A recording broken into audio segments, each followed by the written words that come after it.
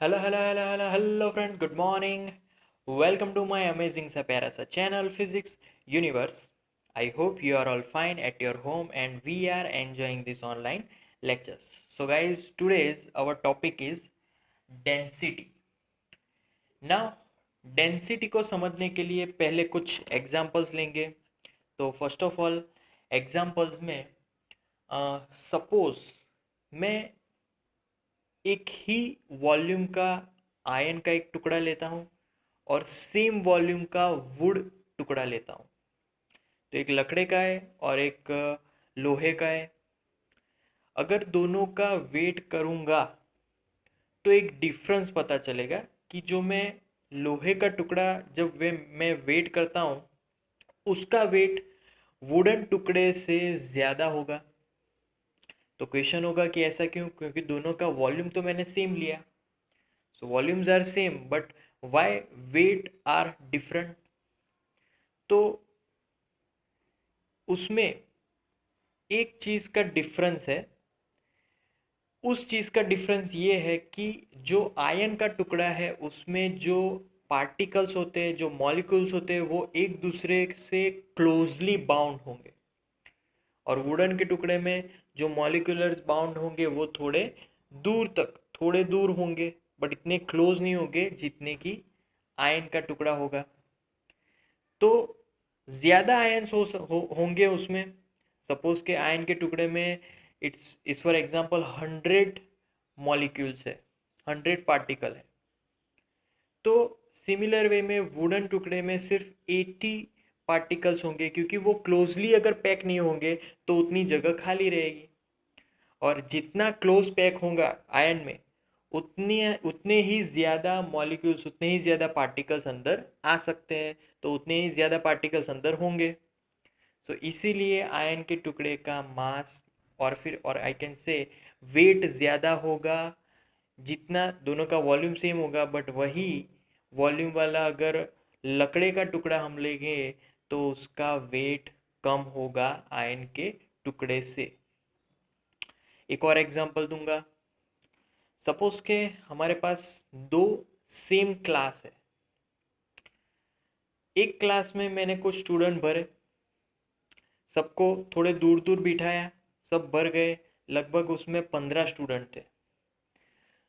दूसरा क्लास का जो वॉल्यूम था, दोनों का वॉल्यूम तो सेम ही था बट दूसरे क्लास में मैंने जो स्टूडेंट अंदर भरे वो थोड़े नज़दीक नज़दीक भरे, तो उसमें जो कैपेसिटी हो गई वो 30 की हो गई.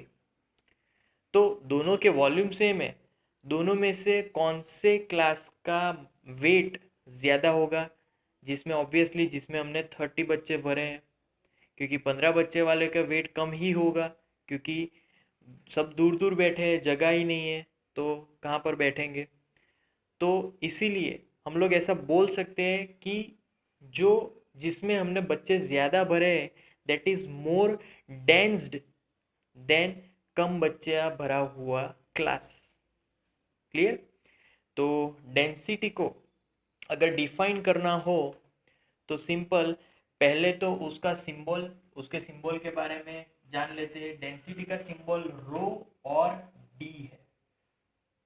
इसको क्या बोलेंगे? ये ग्रीक वर्ड है and we call it as rho, और ये डी है. सो कैसे उसको डिफरेंशिएट करें, कैसे डिफाइन करें? सो डिफाइन तो मास पर यूनिट वॉल्यूम, क्योंकि वॉल्यूम तो सेम ही होता है, हमने जो भी एग्जांपल लिए, बट उस वॉल्यूम में हम कितनी कैपेसिटी भर सकते हैं, दैट स्केल गिव्स डेंसिटी. जितना मास ज़्यादा भरा होगा, जितने ही पार्टिकल ज़्यादा भरे होंगे, उतनी डेंसिटी ज़्यादा मिलेगी.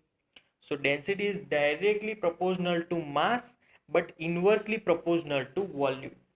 क्योंकि अगर मास भले ही भरा हुआ होगा, अगर वॉल्यूम बढ़ जाएगा तो वापस से डेंसिटी कम हो जाएगी. क्लियर. तो ये हमेशा याद रखना. So capital M is our mass and this is the volume. Clear. Okay. अब यहाँ पर उसकी क्वांटिटी, तो डेंसिटी में कोई भी इक्वेशन में कोई भी वेक्टर क्वांटिटी नहीं है. सो density is a scalar quantity. ये एक स्केलर क्वांटिटी है. because it need not have perfect direction, only have value. Okay, so ये स्केलर क्वांटिटी हो गई. अब इसका डायमेंशन अगर लिखना चाहे तो डायमेंशन लिख सकते हैं very easy, m1l-3, simple.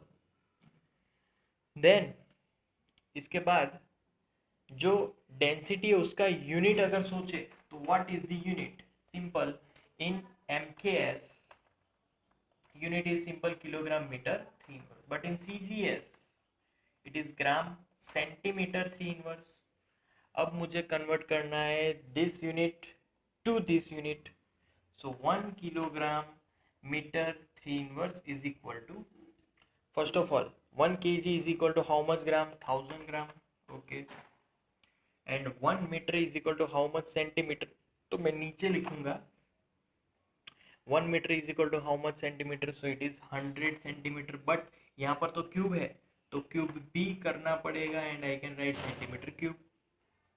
So this one becomes 1/1000 gram centimetre cube. सब कुछ कैंसिल हो गया. इसके बाद ये हमारे पास ये वैल्यू बची, तो I can write 1 kg metre 3 inverse is equal to 10⁻³ gram centimetre 3 inverse. Clear? Okay.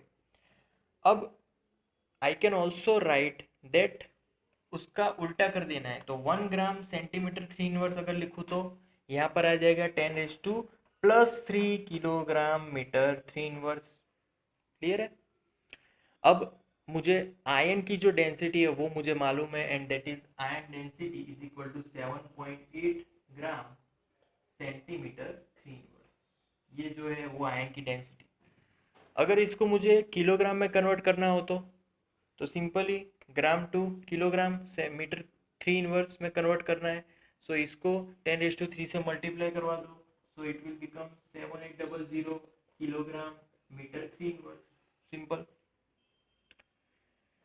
फिर इसके बाद हमारे पास ये आयन की एक डेंसिटी मिल गई. क्लियर?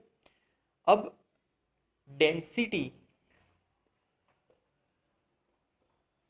ऑन टेम्परेचर, डेंसिटी का टेम्परेचर पे क्या रोल है ये हम लोग पहले तो समझे. तो जैसे जैसे टेम्परेचर इंक्रीज होगा वैसे वैसे डेंसिटी डिक्रीज होगी. सो दोनों इन्वर्सली प्रोपोर्शनल ऐसा हम लोग बोल सकते हैं. जैसे जैसे टेम्परेचर डिक्रीज होगा density will be increasing. Clear? ऐसा क्यों होगा इसका रीज़न भी दे देता हूँ कि जैसे जैसे टेम्परेचर बढ़ेगा तो जो क्लोजली पैक्ड पार्टिकल है वो कैसा हो गया, थोड़े डिस्टेंस में आ जाएंगे. क्लियर? जब भी हम लोग पानी गर्म करते हैं क्या होता है, वो उबलता है. उबलना मतलब जो पार्टिकल्स है वो अपने एक दूसरे से दूर जा रहे हैं. तो जैसे जैसे टेम्परेचर इंक्रीज करोगे पार्टिकल्स दूर जाएंगे मतलब कि डेंसिटी कम हो गई. जैसे ही उसको ठंडा करोगे, अगर आप घी जो है अपना शुद्ध घी उसको ठंडा करना, वो क्या हो जाएगा, पैक हो जाएगा, एकदम थिक हो जाएगा. मतलब क्या हुआ, उसकी डेंसिटी बढ़ गई. बट उसी घी को अगर गर्म करोगे तो क्या होगा, वो एकदम लिक्विड हो जाएगा. मतलब के जो पार्टिकल्स थे वो एकदम दूर दूर चले गए, लिक्विड फॉर्म में आ गए. पहले थोड़ा सॉलिड था अब लिक्विड हो गया. तो दैट मीन्स डेंसिटी डिक्रीज हुई. अब हमें पता चल गया. बट एक एक्सेप्शन केस भी है कि एक चीज़ ऐसी है जिसमें टेम्परेचर डिक्रीज होके भी डेंसिटी इंक्रीज नहीं हो रही. कौन सा एग्जाम्पल है? बहुत ही अच्छा एग्जाम्पल है. वो हमारे लिए एक्चुअली बेनिफिशियल भी है. कैसे वो हम समझते हैं. तो इट इज इन वाटर. पानी में जब कभी भी उसको ठंडा करते चले जाओगे तो up to water up to 4 degree Celsius density will be, क्या होगी, डेंसिटी विल बी इंक्रीजिंग, क्योंकि हमने ठंडा किया. सपोज के पानी अभी 33 डिग्री सेल्सियस पे है, उसको ठंडा करते जाओ तो डेंसिटी बढ़ती चली जाएगी जैसे हमने यहाँ पर पढ़ा. But after 4 degree Celsius to 0 degree Celsius और ठंडा किया तो क्या हो रहा है, density will be decrease, density will be decreasing. तो थोड़ा उल्टा पड़ गया ना, हम लोग ज़्यादा टेम्परेचर को डिक्रीज कर रहे हैं तो डेंसिटी भी डिक्रीज हो रही है, एक्चुअली इंक्रीज होनी चाहिए थी। हम लोग पानी में जब कभी भी बर्फ़ बनाते हैं तो बर्फ़ क्या हो रहा है, डेंसिटी बढ़ गई है। अगर उसको गर्म करेंगे पिघलाएंगे तो डेंसिटी इंक्रीज हो रही है, सॉरी डेंसिटी डिक्रीज होगी। तो वहाँ पर टेम्परेचर बढ़ाने से डेंसिटी डिक्रीज हो रही है और टेम्परेचर घटाने से डेंसिटी इंक्रीज हो रही है। क्लियर? इसीलिए तो बर्फ़ बना, उसका जो सॉलिड फॉर्म होता है वो बना। बट यहाँ पर 4 to 0 डिग्री सेल्सियस में डेंसिटी डिक्रीज हो रही है, क्यों हो रहा है ऐसा? तो वी नो दैट जो एंटार्क्टिका है वो विंटर सीजन में पूरा बर्फ़ से ढका होता हुआ होता है। तो वहाँ पर इतना टेम्परेचर वो उसका वेदर रहता है जहाँ जब भी विंटर होता है वो। तो इतना टेम्परेचर में अगर डेंसिटी डिक्रीज नहीं होगी तो जो वाटर में जो क्रीचर्स है वो बर्फ़ के कारण मर सकते हैं, पूरा समुद्र ही बर्फ़ हो जाएगा अगर डेंसिटी डिक्रीज नहीं होगी तो। सो ये नेचुरल है, भगवान ने ऐसा फिट कर दिया कि चलो उनको भी एक जीने का मौका मिले। सो इसीलिए भगवान ने एक यहाँ पर एक्सेप्शन दे दिया कि 4 to 0 डिग्री में वो बर्फ़ नहीं बन पाएगा, वो पानी ही के फॉर्म में ही रहेगा। तो जिससे कि वो क्रीचर्स जिंदा रह सके, नहीं तो पूरा बर्फ़ बन जाएगा, वो भी मर सकते हैं। क्लियर? तो that's it for today guys, that's our topic density.